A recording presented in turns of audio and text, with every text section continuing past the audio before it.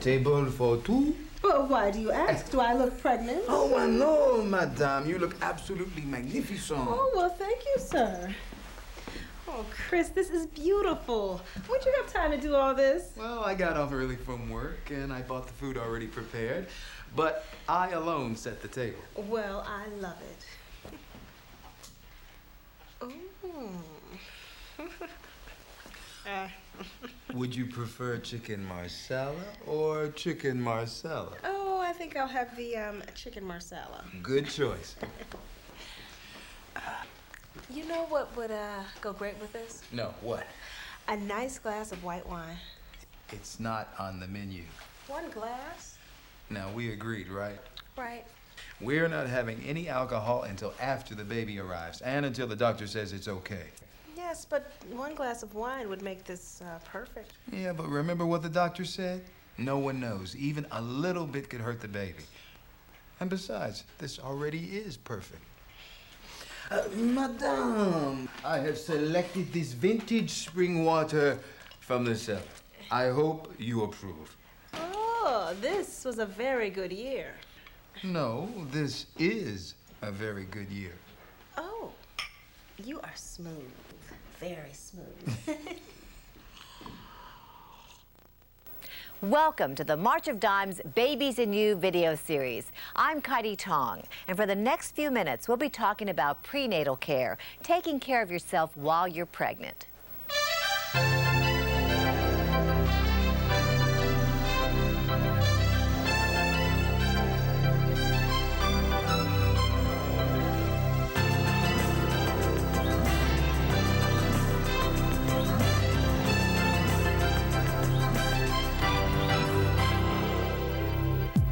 Having a baby.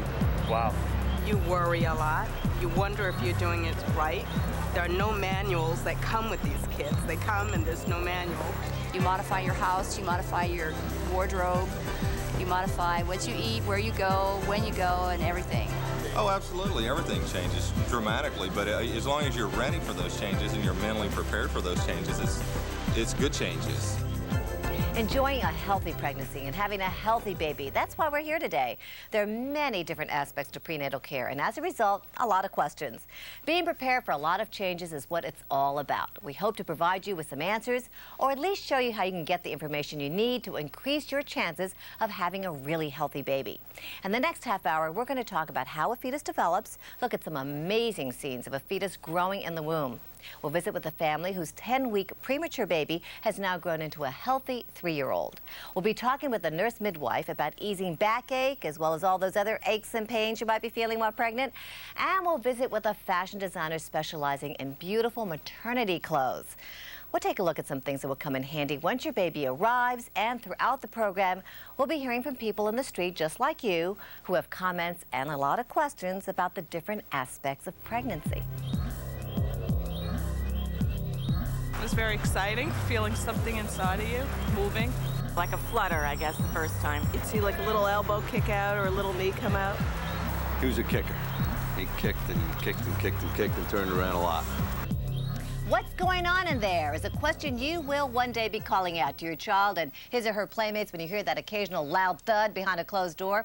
But for us today, we are more concerned with what's going on in here.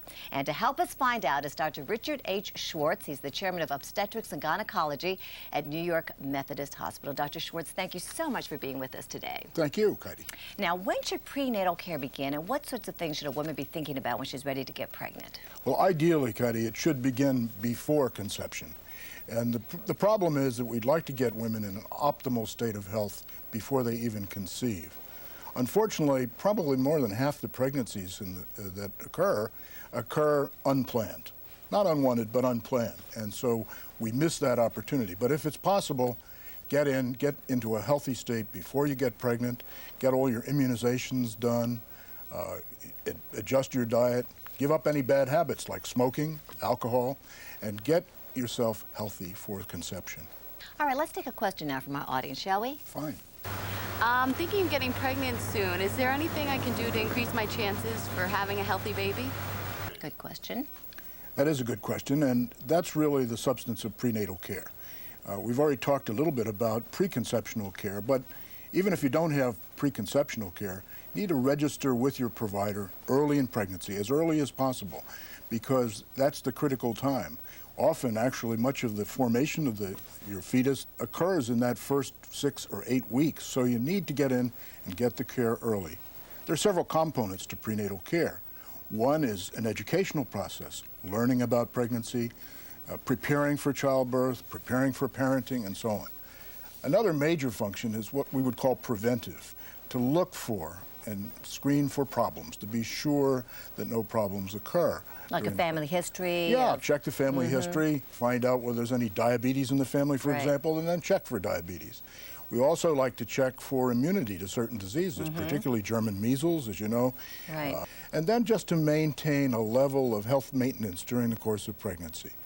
Diet, nutrition, to be sure that the patient is eating well, gaining a normal, proper amount of weight along the way. In fact, we like to see women of average size gain somewhere between 25 and 35 pounds during the course of a normal pregnancy. If you're a little overweight to begin with, you should gain a little less, but not to lose a lot of weight while you're pregnant. And obviously, if you're underweight, good nutrition, you probably will gain a little bit more than that 25 or 35 pounds. What if you're on prescription medications? Should you stop taking them?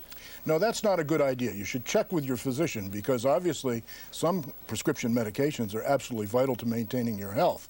On the other hand, there may be adjustments that need to be made either in dose or the specific drug that you're taking because you're pregnant. So that ought to be checked out very early with your provider. Now, Dr. Schwartz, you were saying that the first 6 to 8 weeks of pregnancy are critical. Why is that? Why is that so important? Well, that's so important because that's the time that the organs in the fetus are developed and formed.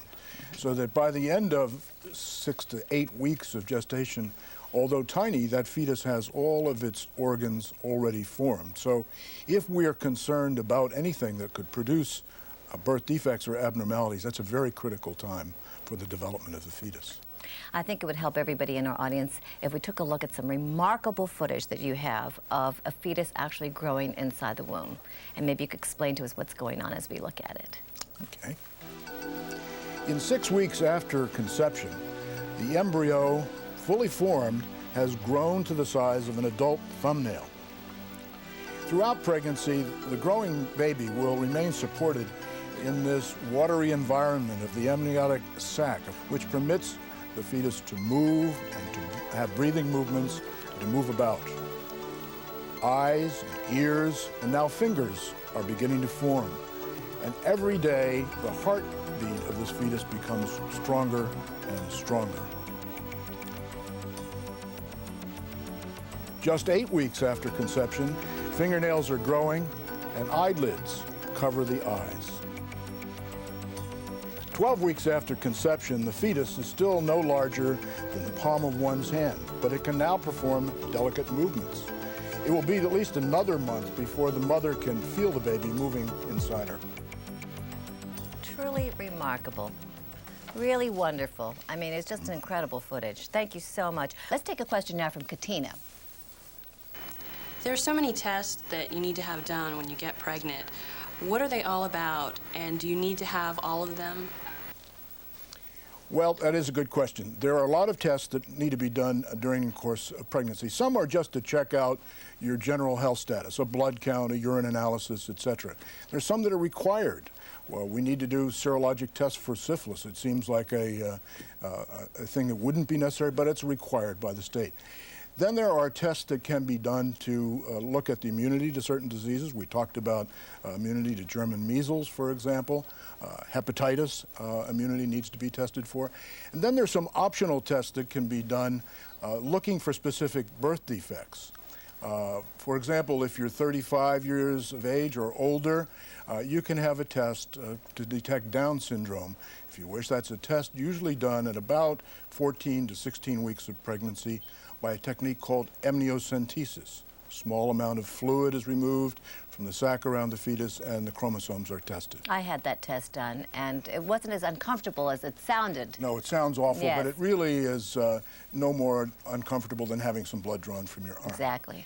And then there are screening tests that can be done also for certain neurologic defects, spinal defects and so forth, with what's called maternal alpha-fetal protein screening, or the other term used is triple screening. And that can be done and can also give you a better idea about the risk of Down syndrome as well. Great. Okay, we have a question now from Carla in Texas. Will sex during pregnancy hurt the baby? The answer to that generally is no, that you should continue to have a normal sex life during pregnancy unless you are warned by your physician or midwife that you have some problem. For example, if there's some bleeding or a threat to miscarry, you might be restricted then. And generally in the last few weeks of pregnancy, it's regarded as better to abstain during that period of time so as to not cause any problems such as rupture of the membranes and so forth when you get close to term. But recognize also that there may be some discomfort during sex when you're pregnant. Sex can stimulate some uterine contractions to occur. And so want to adjust positions and so forth and just be a little aware of that problem, but there's no reason to stop having a normal In fact, sex. having no sex during pregnancy could hurt your husband. I mean, it's an important thing to continue to have a warm relationship, isn't that right? Obviously so. Okay. One last question. Are there certain signs, warning signs, that a pregnant mother should be aware of that says, okay, I better call my doctor right now, there might be something wrong? Right. Yes. Obviously, at any point during the course of pregnancy, if there's vaginal bleeding, that would be an important sign. If there is any abdominal pain. Now, remember that the pregnant uterus does contract periodically, and even under normal circumstances, the pregnant woman will feel an occasional tightening or contraction of the uterus. But if there's persistent pain or frequent contractions or painful contractions, then you should notify the physician or midwife giving the care. Leakage of amniotic fluid would be another reason to call the provider. Burning or pain on urination, fever, the occurrence of some intercurrent illness. Even these days, we're concerned about patients who might get the flu while they're pregnant. And really? That's a concern, and we need to be especially concerned with that if the woman is in late pregnancy, where her breathing may be difficult if she gets the flu. Interesting. Right. So these are things we really should be aware of. Right, and if they're and let me just say that if the pregnant woman has any questions that are bothering her, whether they're in that list or not, it's very important to call and get some reassurance and some advice from Yeah, the keep in touch with your healthcare provider. Right. Well, thank you so much for being with us, and you've given us a lot to think about. You're Thank welcome. you, Dr. Schwartz. Nice to be here. Most of my clothes were just loaned from neighbors and friends, and I spent very little money on maternity clothes. Oh, they were horrible. I think that was the most horrible thing because there wasn't a wide selection. I still see there is no wide selection today. I think at the first part of the pregnancy, when I was really excited about it, I went out and bought some great clothes and had a good time. And of course, I couldn't imagine ever being big enough to fill out the clothes. And then by the end, I was so tired of wearing those clothes, and most of them I'd outgrown. So at the end, I really didn't care at all. I was just interested in having the baby.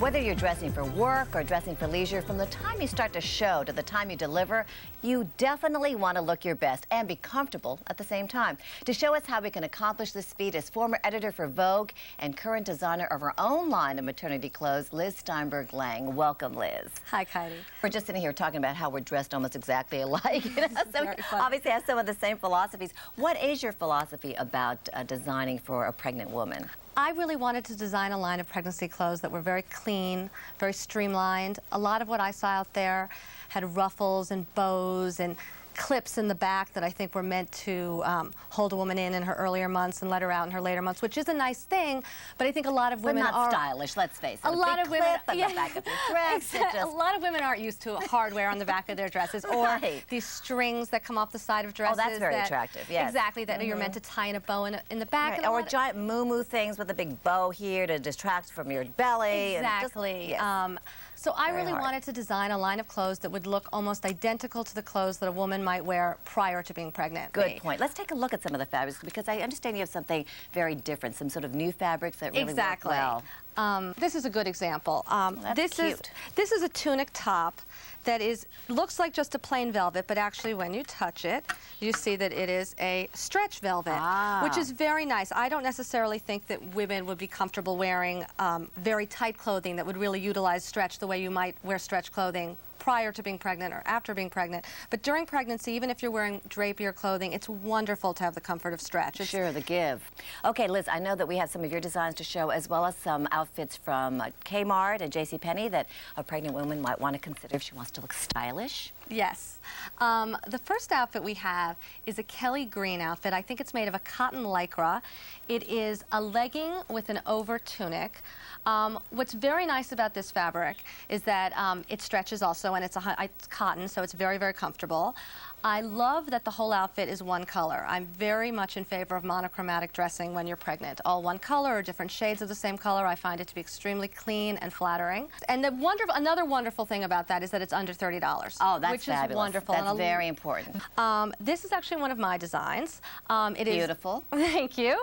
It is a stretch velvet tunic with a short stretch velvet skirt. You know, if you're not comfortable with short skirts, that's fine too, but I think it's a wonderful, I think showing your legs when you're pregnant, that's something that often you still have that are thin. Exactly. And that's very, and I think show them off. Show them off, absolutely. And it has a boat neck, and I think it's nice to open up around the face a bit when you're pregnant, show the neck, and those are, again, slim parts. The skinny parts that are still skinny. Exactly, absolutely.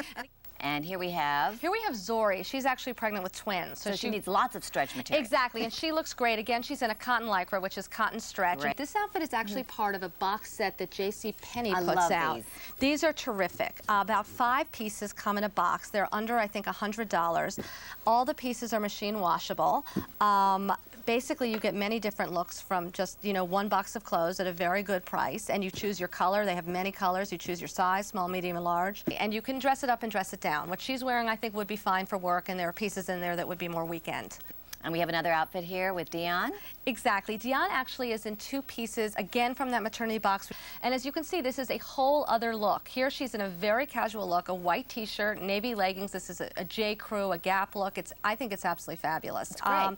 She looks probably the way she often dresses on the weekend, Exactly. not pregnant. It's clean, it's pretty, it's flattering. And again, the whole thing for under $100, as you saw before, the skirt outfit, now this. It's a very, very different look. I think it's a lot of bang for your buck. I think it's great. I totally agree. And this is another one of your designs. Exactly. Here Zori is wearing a white man's shirt, and I was pointing out the fabric to you earlier. It is the stretch cotton. You wouldn't know it, so it looks just like a white shirt that you might wear anytime, but it has the benefit of stretching, so it's very comfortable. It also can grow with you a bit because of the stretch. Over it, she has just what I call a black hunting jacket. It's a very simple jacket. You can wear it open, you can wear it closed. It does swing a bit, so she could close it. She has my black slim pants on. They're a step up from a legging. They're very thin, which I think is very flattering, and they're tapered. I really like everything to stay thin and tapered on the bottom when you're pregnant. Okay, what do we have here? Here we have, again, Monique. She's wearing a spring dress from JCPenney. Again, it's under $30, which is fabulous. I think it's a lot of look for $30. It really looks like a dress that you might wear not pregnant. It has an empire waistline, which is popular in the non-maternity market. Sure. Be careful when you first buy your maternity clothes. You might want to chop them all short, but they will start to hike as you grow, so you might want wear it as a tunic. Exactly, and you might just want to think about that and keep the length longer in the front. You'll see this is hanging lower in the front. That will all even out as she gets further along in her pregnancy, and it's important not to tailor things even. This is cute. This is very cute. Here we have Zori again. She's wearing an outfit from Kmart. She's wearing black leggings, again, and a striped tunic. This is interesting because I think a lot of people think that when they're pregnant they have to stay away from horizontal stripes. That's not necessarily true. I mean, I think she looks great. She looks great. If you're uncomfortable with horizontal stripes, wear vertical stripes. Many people feel that those are more slimming since they do kind of naturally bring the eye to an up and down. But she looks fabulous in this, and I know it's very comfortable. It's machine washable. Again, it's under $30. I think it could be a great weekend or at home. Perfect. It goes many places. Yes, and the leggings are adorable with Adorable. that. So I think we've given our audience some ideas on what to look for the next time they're out shopping for something to wear and something beautiful to wear when they're pregnant. Thank you, Monique, Zori, good luck with the twins, and Dion, you all look terrific. And also to Kmart and JCPenney, and thanks to you, Liz. Keep on designing those beautiful clothes. Thank you, Heidi. Even with a perfectly normal pregnancy, there's always a chance the unexpected might occur, and that's just what happened to Liz and Charlie Giacomo 10 weeks before their due date. Here's their story. Charlie and I were experiencing what we surmised to be a normal pregnancy. I ate right. I drank plenty of fluids. I got plenty of rest. I was never ill during my pregnancy. I didn't do drugs. I didn't drink alcohol. I got plenty of prenatal care. At 30 weeks, I woke up with a feeling of indigestion. And of course, I woke him up so I wouldn't be alone with it. And I ended up calling the doctor by the morning as he was getting ready to leave for work. And the doctor said to come to the hospital. So he called work and said, you know, we're just going to stop at the hospital. I'm sure everything's fine. And we went to the hospital, and I was examined, and the doctor told us that I was in early labor. And we were shocked. We were just floored. But we really kind of pulled together and did what we had to do to get her born and get her to arrive safely. I was 10 weeks early. So she should have been born January 21st, and she was born November 13th. She was 3 pounds, 3 ounces, and 17 inches long. The thing that they're most worried about is lung development. They're concerned because their lungs are not efficient. They can't expand like regular lungs because they don't have a substance called surfactant that's normally produced at the end of a pregnancy. Surfactant lubricates the air sacs so they're able to expand and contract. She was administered a dose of surfactant after birth that enabled her lungs to function more normally, and she was able to be extubated within, I want to say, 6 to 8 hours of her birth, and she was breathing on her own from then on. So we were very fortunate for that, and surfactant, the research for surfactant was spearheaded by the March of Dimes. I strongly believe that they had a hand in my daughter's survival, her very survival. The advances that they've helped to make as far as technology goes were just really godsends when it came to the care of my daughter.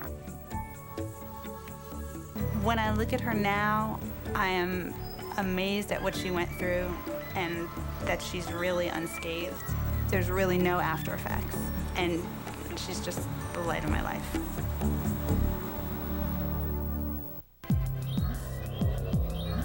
The only discomfort I really had is sleeping at night. You have to work a little bit more with the pillows to try to get yourself situated comfortably. Particularly towards the end, just because of the size and the awkwardness and not being able to maneuver easily. Yeah, she would scream at me a lot. As the summer progressed, it got really hot and I was getting swollen feet. Pretty much right away, I was nauseated. So the nausea.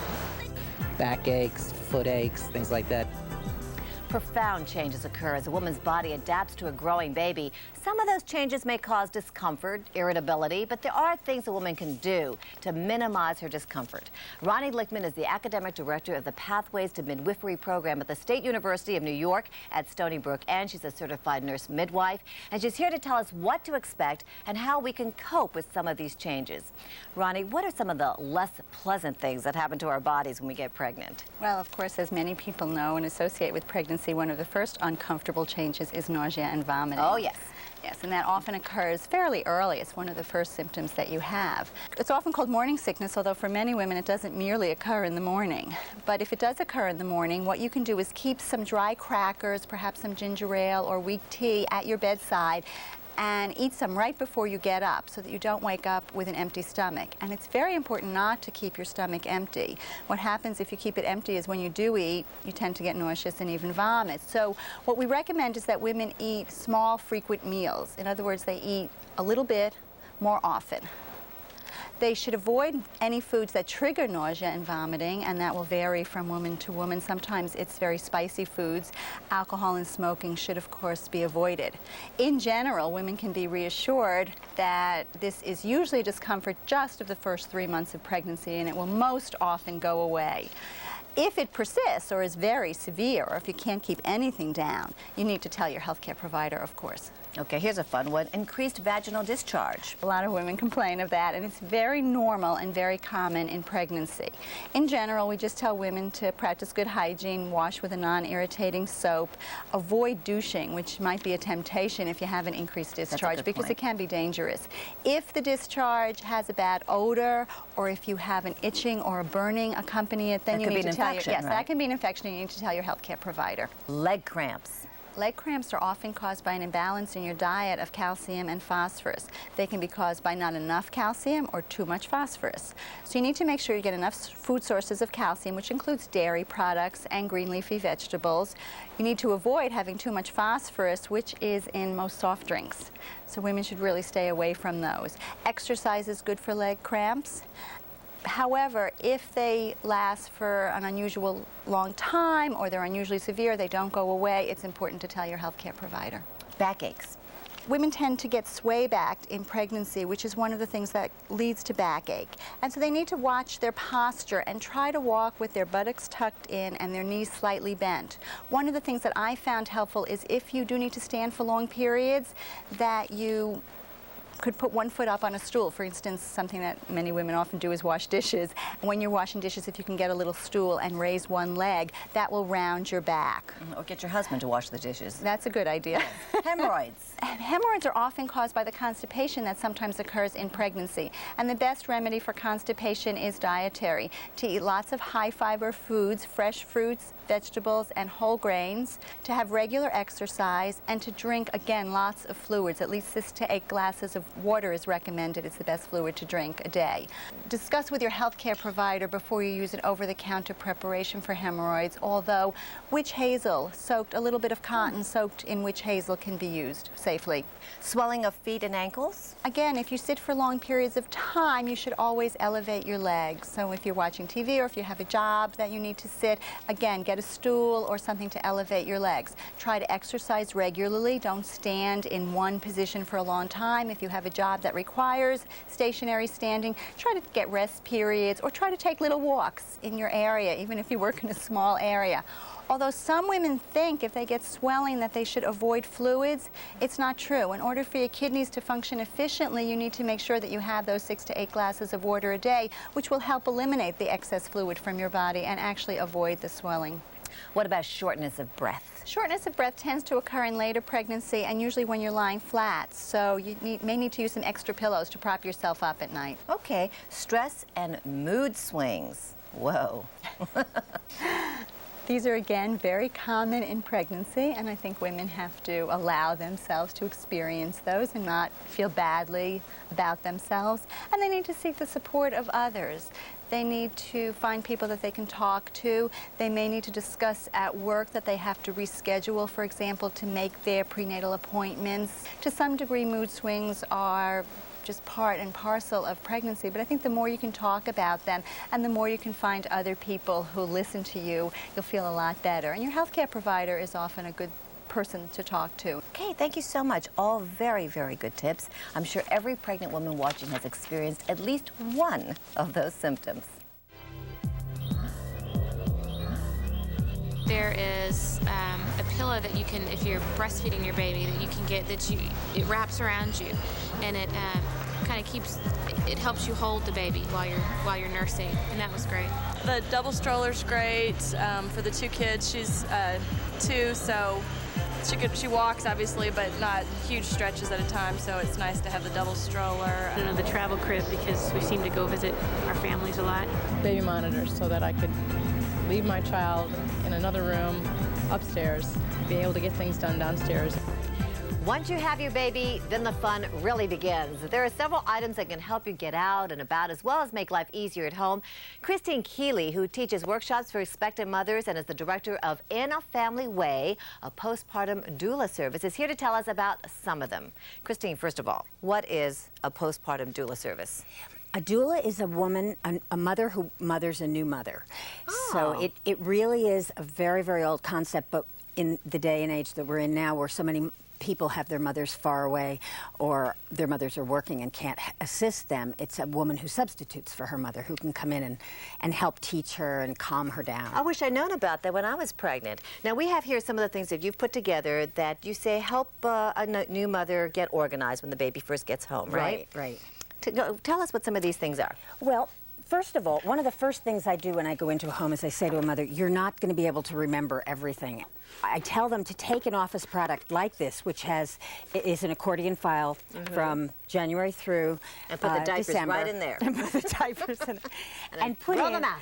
all the things by month. So the baby's ankle bracelet and the card from the hospital and lists and cute things they want to remember can go in here. Excellent idea. It's out of their mind and into the folder. Now this I recognized from when my baby was a baby. He's not a baby anymore. He loved this toy. This is a really, really popular toy. My theory is that it's the eye that they love about this little wiggle worm.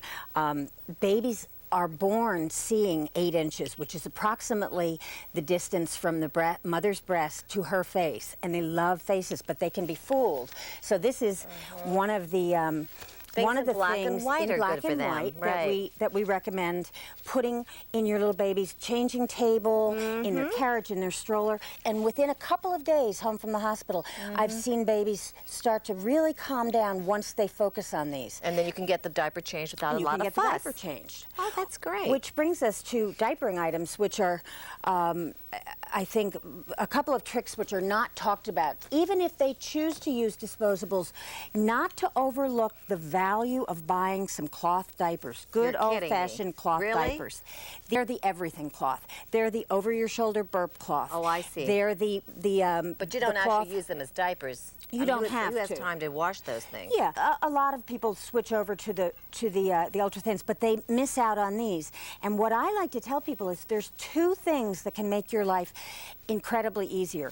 One is some of these waterproof pads, and the other is the pre-folded diaper. This has tremendous absorbency, and what this does is it allows you to change a baby without having to change the sheet on the changing table every time you do. Very good point. Yes. It also enables you to put your baby down on a couch or any other surface in the house without the fear that there's going to be baby leakage that's going to ruin your furniture.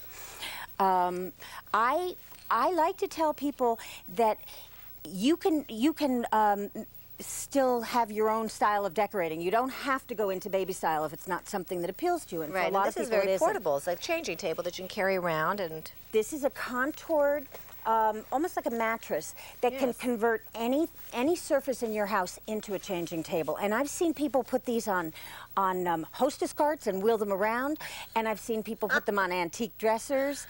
Where they were still able to keep their own personal style.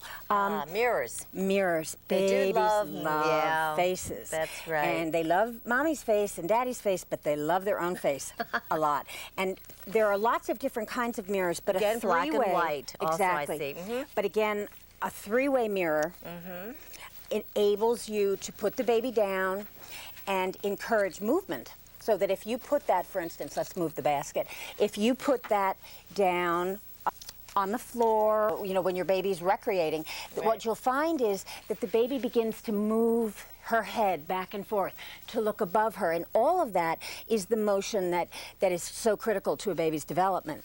Which is why I also like to show them. There are wonderful pillows that you can get that can prop your baby up long before the baby can sit. And this little boppy pillow is just wonderful. First of all, the baby can kind of float in it in the middle of your bed, so you can put the baby in the middle of your bed and walk around and, you know, accomplish some things. But as the baby gets older, what I find is really, really we had helpful something like this. is Yes, to get this is a lot of to get a little gym. Right. And what happens is a lot of fun. Most people look at the package and it shows a big Buddha baby, you know, who's about 6 months old. So this tends to sit in their closet. But what happens is if you use a pillow to cushion the baby, you can put a baby in this. A very small baby. A very small young baby, yes. The baby starts to become more aware of their environment. It's another activity besides the 18 hours of sleep that a baby requires in the very beginning. And we love these. These are monitors. I recognize this. Right. But this looks like a much more modern version than the one I had 10 years ago. Yeah, I think they've really modified these. Mm-hmm. And these allow you to move about the house, get back into your regular routine, They're still do great. things, and know that you'll hear if that baby is stirring. And so you just carry this part with you wherever you go. Right, from room Yes. to room, you make sure that that's on. This is an invaluable little thing that they didn't have when I was pregnant, but it's one of the first things that they ask their doula to demonstrate for them. It's a snuggly and a baby. The one thing I like to tell people is babies love to be worn, and if you take a baby and swaddle the baby in a blanket, you can put the baby in kind of bullet style, where the legs aren't going through yet, so you can put a much younger baby in. I see, As your baby gets older Then and you their turn them neck around. control is better. Those better. are those friendly little babies you see bopping down the street. Yes, it's so cute. And then you can always just have, your hands are free to do things. Absolutely. Right. And some people use this up to a year. It depends on how much weight your baby gains. Okay, and People here we usually have- then go to the backpack because this supports your back as the weight of the baby gets a lot. That looks like a serious backpack. Very this sturdy. is a serious backpack. Very heavy, though? I would think. No, You know, it's very, very light, and that's what very, you very want, of course. You don't want all that added weight. And this enables you to take your baby to museums and grocery stores and what have you. Away. And this, of course, is the This is your very infant important seat, car seat. but it's also an infant carrier, and this is vital. You must take your baby home from the hospital in an infant seat. This one in particular is great because you can detach the base, and if you have a car, you can leave the base in the car, and this becomes another place in the house that you can put your baby besides a crib. These are wonderful, these little portable high chairs. I remember those. These are great because, again, you can see with the amount of baby equipment that comes in the house, you can easily be inundated. But this folds up very nicely. It will support the baby's weight, and you can also take this out too. Right, take it to a restaurant. Take it to a restaurant, or to have the baby actually sit at the table with you. Exactly, exactly. Wow. And this is just a tiny little fraction of the things you're going to need. But thank you so much for the introduction and some really wonderful tips. Thank you so much, Christine. Thank you, Katie. I think everyone's just a little better prepared now for the future than they were 10 minutes ago. The March of Dimes encourages all pregnant women to get early and regular prenatal care because it helps improve the likelihood of having a healthy baby. Pregnancy is a very exciting time, but can also be a little scary. Let's review some of the things you can do once you are pregnant to increase your chances of having a healthy pregnancy and a healthy baby. As soon as you think you are pregnant, call your healthcare provider. Start prenatal care and go to all your prenatal appointments. You can make a list of questions you have and bring it with you to each visit. That way you remember to ask about things that concern you. Talk to your healthcare provider about things you do that might affect you and the baby, such as smoking, drinking, or drug use. You will be advised on how to stop while you're pregnant. If you're taking prescription medicines or over-the-counter drugs, ask your healthcare provider if they're safe to take during pregnancy. Look for the areas in your life that are stressful and try to reduce them. Remember to take a break when you feel stressed and try to relax. Also, talk to your healthcare provider about exercise. And last of all, whether you're pregnant or not, don't forget to take a multivitamin containing folic acid every day. This is one of the easiest things you can do to help prevent birth defects in your baby. Remember, the best way to take care of your unborn baby is to take good care of yourself. I'd like to thank Liz Steinberg-Lang, Dr. Richard Schwartz, Christine Keeley, Ronnie Lichtman, DiGiacomo's, and our people on the street for their participation in this program. Please take a look at the other programs in the Babies and You series. They offer a lot of important information that can be very useful to you as you go through pregnancy. And if you have other concerns or any questions at all, contact your local chapter of the March of Dimes or the March of Dimes Resource Center at 1-888-MO-DIMES. Thanks for watching.